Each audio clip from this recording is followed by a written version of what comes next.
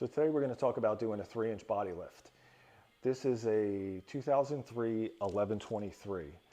I'm going to tell you the issues that you have with this. I can't speak about all the different variants out there, but if yours is just like this, you're definitely going to run into some issues, especially once you go up to 3 inches. If you're 1 to 2 inches, you're not going to have these problems, but once you go to 3, you definitely have to address these things. So let me show you where we're at. So I fabricated all the mounts. I don't want to use blocks, so I fabricated all new mounts, rear mounts, center mounts, front mounts, hood mounts. I made the fuel tank straps are 3 inches longer. These are the fuel tank spacers. Whether you're going with a 1, 2, or a 3-inch body lift, you definitely need to space the fuel tank, whatever it is you're lifting the vehicle, because the drive shaft runs in the tunnel. Well, not tunnel, but it's sort of a tunnel. The drive shaft runs into here, and this is mounted to the body. So when you lift this, the drive shaft is going to hit. So whatever lift you're going with, you need to space your fuel tank down with spacers. So we're at 3 inches. So here's another problem you're going to run into at 3 inches. At 3 inches, the emergency brake cable is super, super, super tight. So I wouldn't even consider keeping it on there. So we're going to put a longer emergency brake cable, and then you're going to have issues with the linkages. So this is the shifter linkage. This is the transfer case linkage. I made these with rod ends. So these are fully adjustable this way, in and out, up and down, so we can change the geometry as needed. So that is definitely something that needs to be addressed. The other thing is heater hose, your coolant tank. What's going to happen is when you raise the body, these are not going to be long enough. So you need to relocate your heater core lines. The one that goes to the coolant tank to the lower rad hose. And another point I want to make is, because everything is so tight, buy the silicone hoses, because they're so flexible that they can go around turns without kinking. EPDM hoses, they do not flex. You can almost do 180 degrees with silicone hose. So I would definitely recommend using silicone. It's a better hose anyway. The only problem is it's super expensive. This stuff is like 10 bucks a foot, but worth it because it goes around all the turns you need to make. The other thing you're going to run into is on the passenger side, the fuel lines are attached to the body. So you need to undo those fuel lines and make brackets, whatever you're lifting it. So in our case, we're 3 inches, so I had to make 3-inch brackets to lower those fuel lines. Power steering lines. These two were super tight. They actually wouldn't even make the 3 inches. So we had to do new power steering to the Hydro Boost. In our case, because we're going to do a Cummins down the road, I decided to use steel braided line. So you could simply go and get these made at any auto store that does hydraulic hoses, and get those made longer. Or you can go like I did with the steel braided route. It's about the same money. So the only thing with doing this steel braided is you need to know what fittings to use.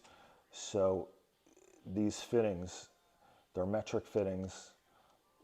They're 16 and 18, I believe. Yeah, 16 and 18 millimeter. And you can pretty much get these anywhere. to 6 a.m. I'm trying to think.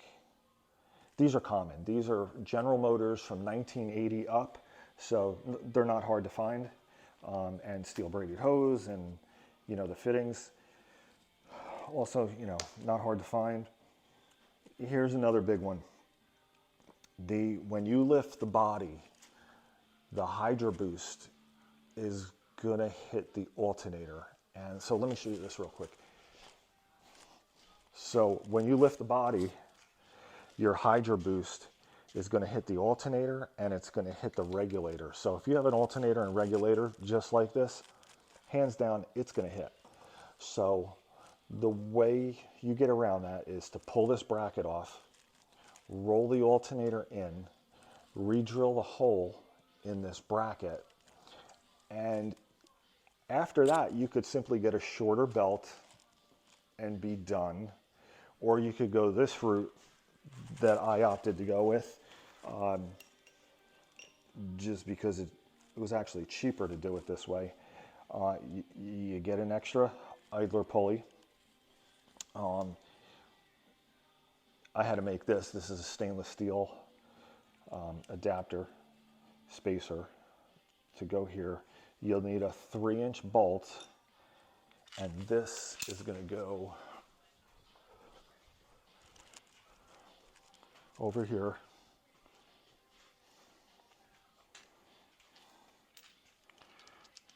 You basically take, there's a bolt here in this bracket. You take that bolt out, and this idler pulley goes right here. And this idler pulley was like 10 bucks, and I made the spacer and had the bolt, so that's basically what it cost me to do. But if you don't want to go through all that, you just simply get a shorter belt and be done. So those are all the issues that you're going to run into. Like I said, I can't speak about other variants, but if you've got an 1123 and you have that alternator and regulator like that, you definitely need to do that. Other than that, if you go anything less than 3 inches, you're not going to have those issues. So next day or two, we're going to get that installed and show you what it looks like. Okay, so we got the 3-inch body lift all done. It looks great. These are it's on 40-inch tires. So I want to show you, a few of the things that we talked about earlier in the video. So these are the 2 power steering lines that had to be lengthened. This one goes to the steering box. This one goes to the power steering pump. And they had to be lengthened because they were definitely not going to fit, not going to make it. They were too tight as it was. We rolled the alternator in, re-drilled the bracket in order to clear the Hydro Boost, because you could see right here, it's even where it is pretty close, but it's got plenty of room. It's not gonna hit. And then on the other side,